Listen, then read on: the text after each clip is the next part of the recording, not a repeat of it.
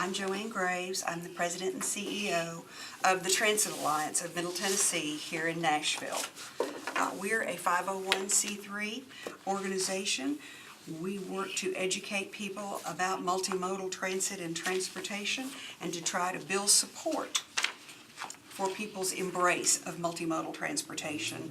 The green sheet that you have in front of you is our infographic, and it does talk about, this is the 10-county region that we represent. Cheatham, Dixon, Rutherford, let's see, put my readers on, it helps. Cheatham, Dixon, Montgomery, Robertson, Davidson, Sumner, Wilson, Rutherford, Williamson, and Murray County are in our region. And the growth chart that's below it shows the coming growth. It's in the red of what's going to happen to Middle Tennessee.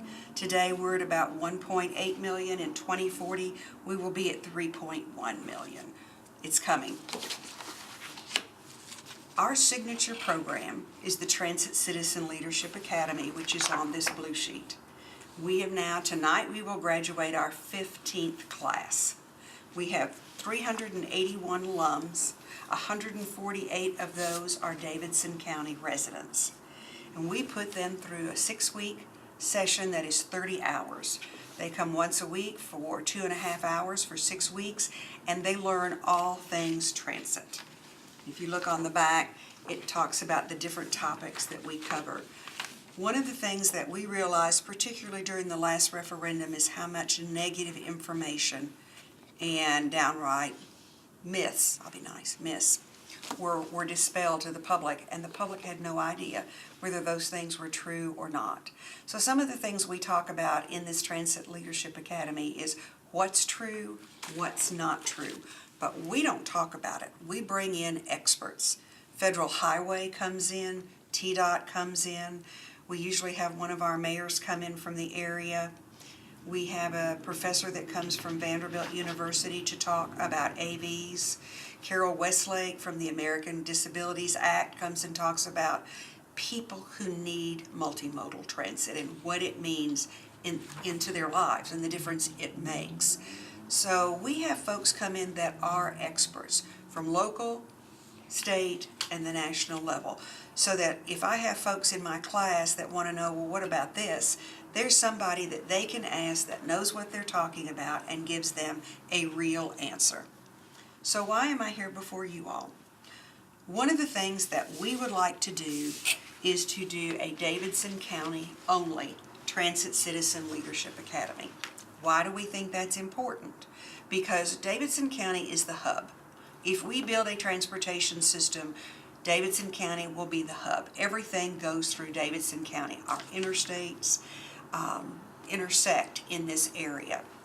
One of the things that also came up during the referendum was, why wasn't it a regional plan? Well, it is a regional plan. The In Motion is a regional plan.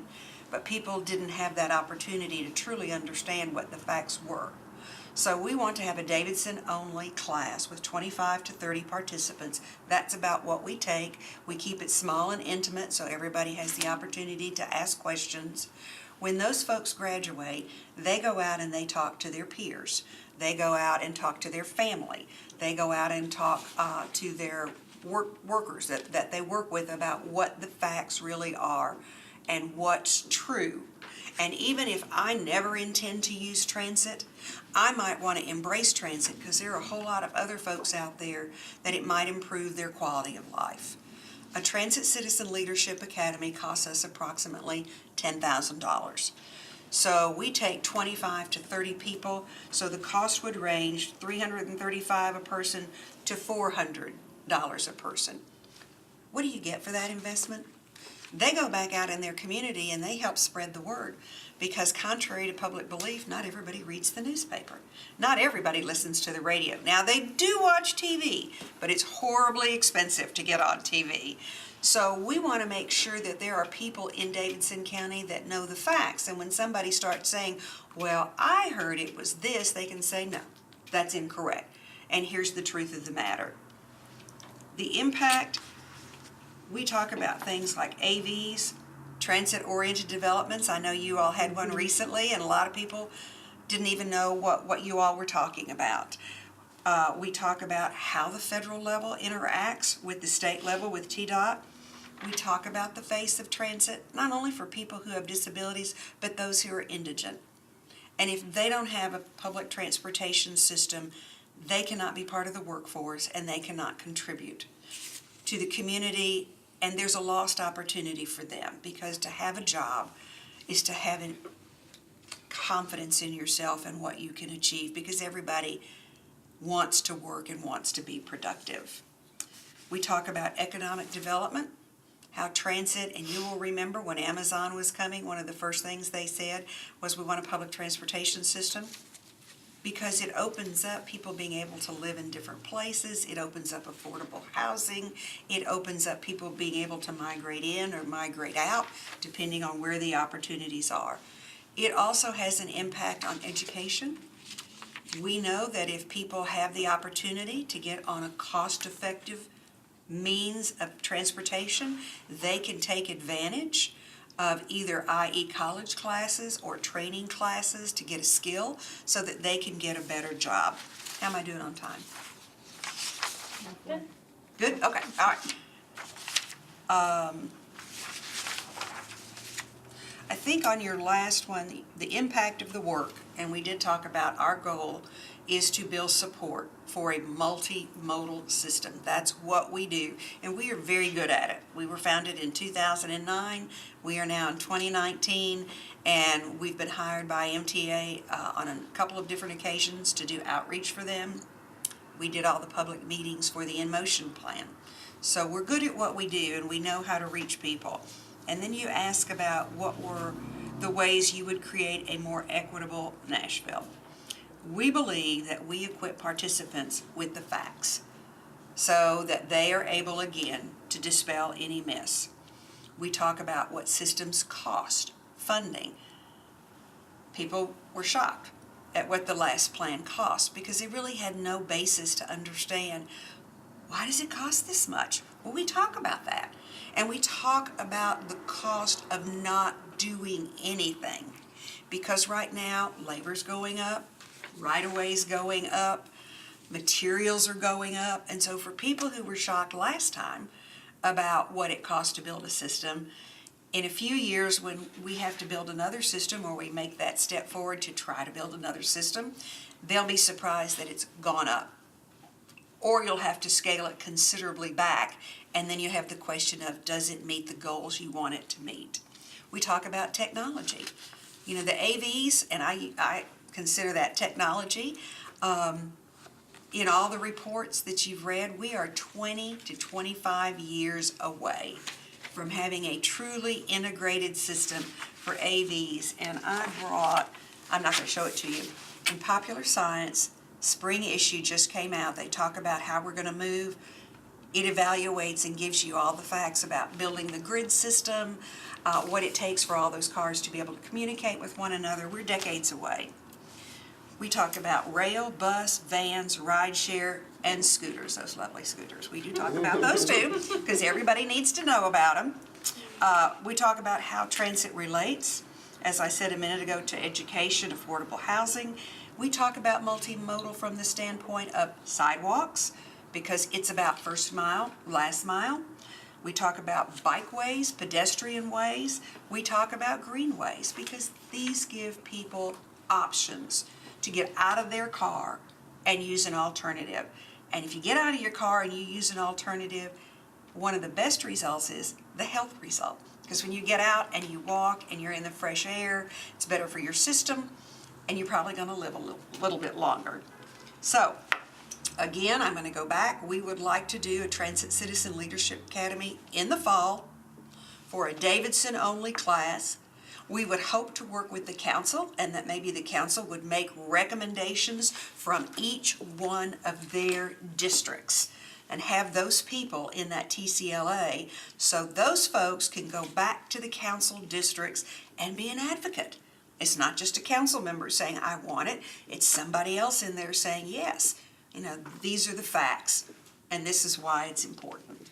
And with that, I'm going to stop, and I'd be glad to answer any questions anyone might have. I want to follow up on your last point. Sure.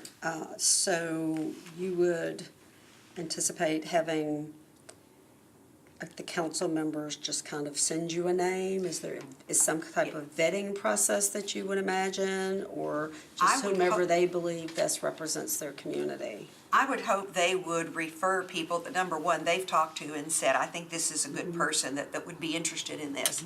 And then we follow up with them. And that's really the way we do it right now. We send out information to our county mayors, to our city mayors, to our alumni. We go to our alumni and say, you've taken the class, you know what it's about. Is there somebody you can recommend that would get the full benefit of the class? But I believe the council members would welcome an opportunity to have some say-so about who's coming from their district. There may be some districts that there's not going to be somebody that wants to come, but maybe we can piggyback somebody else in from a district that has 2 or 3. But yes, I would. How do you imagine the executive branch participation in this project? Mayor Briley, when you say the executive branch? Yes. Well, I mean, he's who I think, so I want to make sure we're talking about the same thing. Yes, because that's the legislative, Yes, kind that's of right. arm of it. That's So what do you think on the other side, what that looks like? I know Mayor Briley is a supporter of transit. I know we were all terribly disappointed when it didn't pass last May. I think we've all looked back and said we missed steps. I believe Mayor Briley would welcome an educational approach to get people to have more facts and information so that the next time, whenever that is, that it's proposed, we don't have all these people come into our community and give misinformation and you don't know if it's true or it's not true. We need advocates and we need public spokesmen.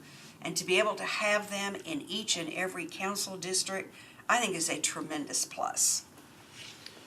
How do you think the advocates and the spokesman will get the word out?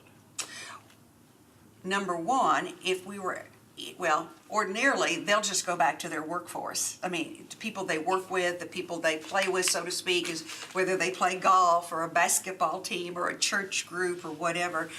You'd be amazed. They go back and they talk about what they've learned. And they talk about, gosh, I didn't know this. I have one gentleman that's in my class right now, retired, was a fighter pilot. I mean, he's an intelligent man. And some of his golfing buddies said, Joanne, that's all he wants to talk about is that class she's taking. Because it's shocking. When you really learn the facts, you're like, I never knew that. And I didn't know it could work that way. And I didn't know they were doing things like that in Charlotte, in Austin, in Seattle.